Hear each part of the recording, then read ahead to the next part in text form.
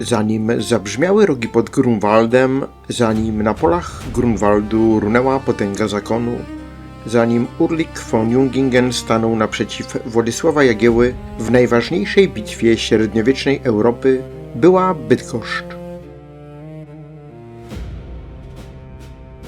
Jesień 1409 roku.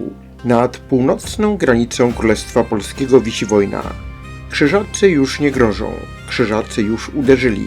Płoną pograniczne ziemie, zakon zajmuje kolejne grody, pustaszy Kujawy, ziemię dobrzyńską i Krajnę. Wielki mistrz chce pokazać, że Polska i Litwa są słabe, rozbite, niezdolne do wspólnego działania. I wtedy jeden z kluczowych punktów obronnych królestwa wpada w ręce zakonu – Bydgoszcz.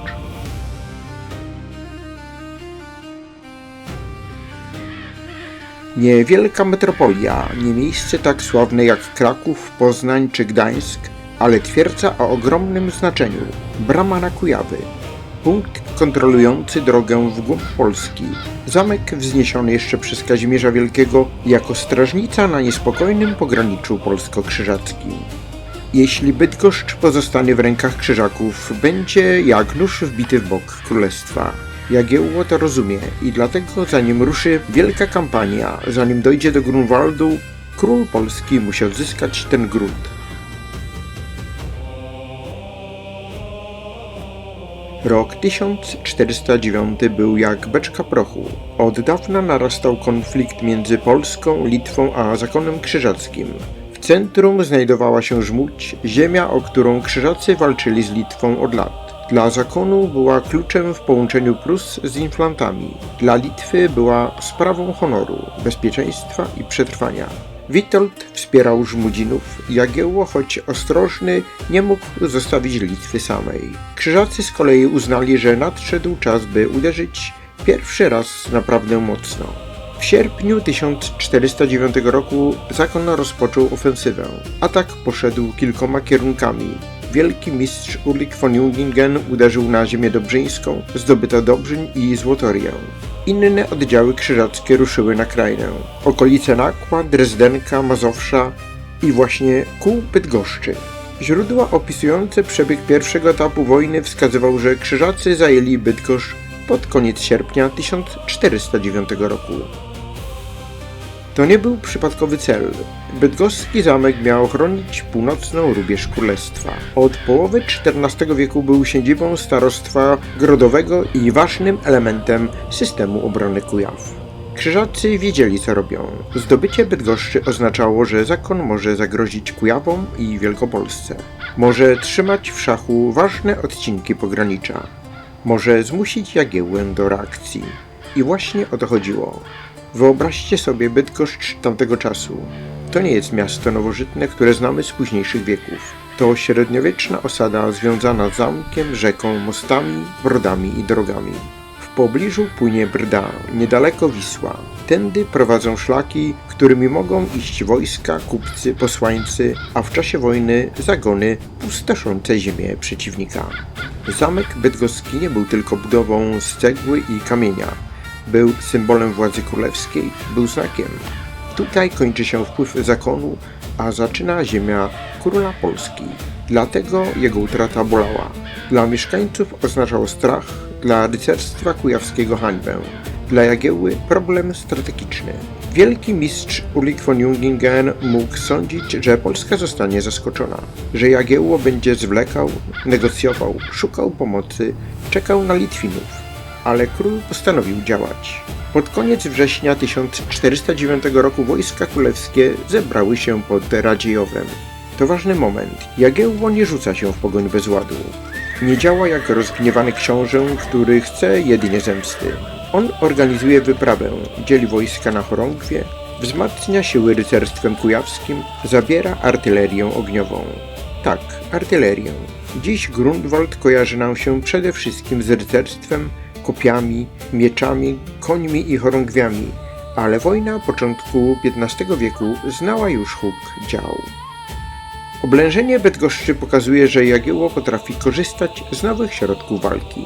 Według opisu przebiegu oblężenia 25 września wojska królewskie zostały pod Radziejowem podzielone na chorągwie, a 28 września dotarły pod Bydgoszcz, prowadząc ze sobą artylerię ogniową. Wyobraźmy sobie tę scenę. Jesienne niebo, błoto na drogach, długie kolumny zbrojnych, rycerstwo z Kujaw Wielkopolski, chorągwie królewskie, wozy z zapasami, ludzie od machin, puszkarze, czelać obozowa, konie parskające w chłodnym powietrzu, a gdzieś przed nimi mury Bydgoszczy. Na zamku krzyżacka załoga już wie, że król nadciąga. 28 września 1409 roku armia Jagieły stanęła pod Bydgoszczą. Następnego dnia rozpoczęto oblężenie. Nie była to długa kampania, nie trwała miesiącami, ale była gwałtowna, intensywna i krwawa. Ostrzał artyleryjski miał zadać obrońcom straty, złamać ich morale, przygotować grunt pod szturm. Z drugiej strony załoga zamku i miasta odpowiadała ogniem. Straty ponosili zarówno oblegani, jak i oblegający. To nie była romantyczna scena z rycerskiej opowieści. To był dym, huk, krzyk rannych, odłamki muru, kamienie lecące z blanków, strzały, bełty, smród, proch i spalenizna. Dla ludzi początku XV wieku artyleria miała w sobie coś niemal diabelskiego. Huk, płomień, dym, to wszystko działało na psychikę. Nawet jeśli działa nie były jeszcze tak skuteczne jak w późniejszych epokach, ich obecność zmieniała charakter oblężenia. Pod Bydgoszczą Jagiełło nie chciał czekać, musiał działać szybko, bo wojna dopiero się zaczynała. Wielki mistrz znajdował się ze znacznymi siłami w Świeciu, po drugiej stronie Wisły, gotowy do dalszych działań. Bydgoszcz była więc nie tylko celem, ale także kartą w wielkiej grze. Oblężenie trwało 8 dni, od 28 września do 6 października 1409 roku. Właśnie wtedy rozegrała się jedna z tych scen, które historia często przykrywa cieniem większych wydarzeń. Bo kiedy mówimy wojna 1409-1411, od razu myślimy Grunwald. Ale zanim był Grunwald, była Bydgoszcz. Dzień po dniu nacisk na obrońców rósł, artyleria biła w mury, rycerstwo królewskie zaciskało pierścień oblężenia. Załoga krzyżacka musiała liczyć na odsiecz albo na to, że Polacy zrezygnują, ale Jagiełło nie rezygnował. Ten epizod dobrze pokazuje charakter króla. Często przedstawia się go jako władcę ostrożnego, powolnego, niechętnego ryzyku. I rzeczywiście Jagiełło był politykiem cierpliwym, ale cierpliwość nie oznaczała słabości. Pod Bydgoszczą działał zdecydowanie. Nie mógł zostawić za plecami krzyżackiego garnizonu. Nie mógł pozwolić, by zakon szachował Kujawy. Nie mógł dać przeciwnikowi propagandowego zwycięstwa.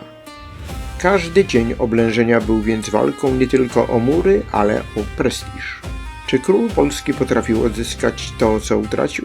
Czy rycerstwo zobaczy w nim wodza? Czy zakon zrozumie, że wojna z Polską nie będzie szybkim rajdem po bezbronnym kraju?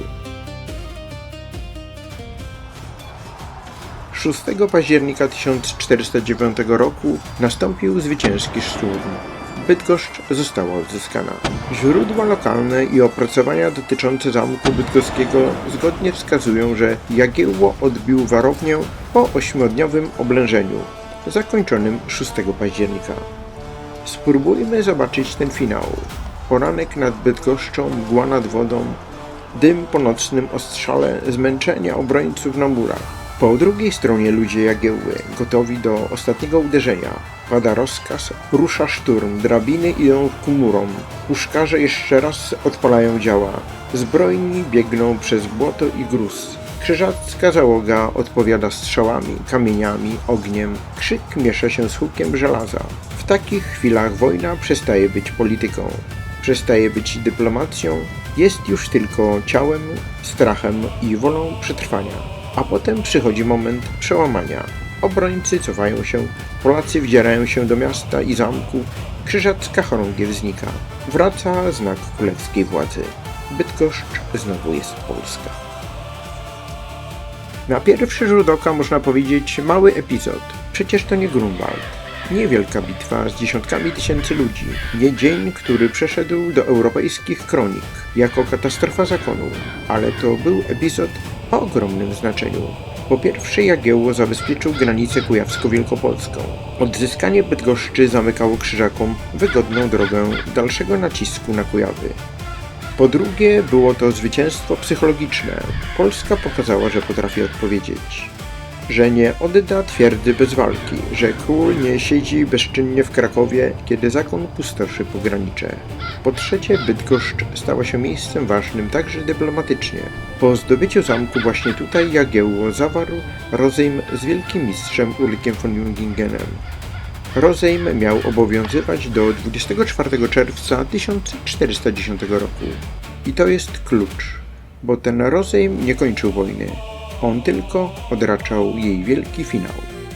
Obie strony wiedziały, że konflikt powróci. Krzyżacy będą przygotowywać się do kolejnej kampanii, Polska i Litwa też. Jagiełło i Witold będą planować coś znacznie większego niż lokalne oblężenie. W 1410 roku armia polsko-litewska ruszyła ku Prusom, a 15 lipca stanie pod Grunwaldem. W historii często pamiętamy kulminację, a zapominamy o drodze, która do niej prowadziła. Pamiętamy Grunwald na miecze, pamiętamy śmierć wielkiego mistrza, pamiętamy chorągwie krzyżackie rzucone do stóp zwycięzców.